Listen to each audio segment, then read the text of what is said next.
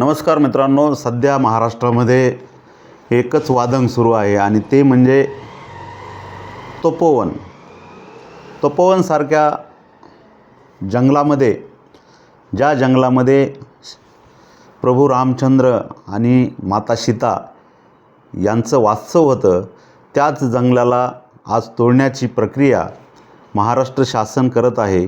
कारण कुंभमेळा नाशिक या ठिकाणी होत आहे आणि कुंभमेळ्याला जे साधुसंत येणार आहेत, त्या साधुसंताची सोय करण्यासाठी तपोवन हे जे काही जंगल आहे किंवा त्या ठिकाणचे जे झाडं आहेत ते तोडण्याचं काम हाती घेण्यात आलं आहे.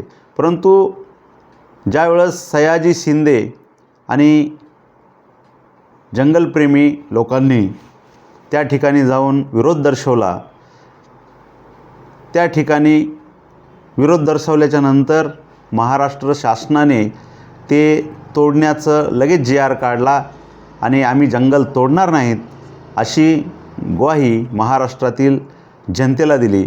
म्हणून मित्रांनो, एकीचं बळ काय असतं हे सयाजी शिंदे यांनी दाखवून दिलं आणि जे काही जंगलप्रेमी आहेत त्यांनी दाखवून दिलं आहे.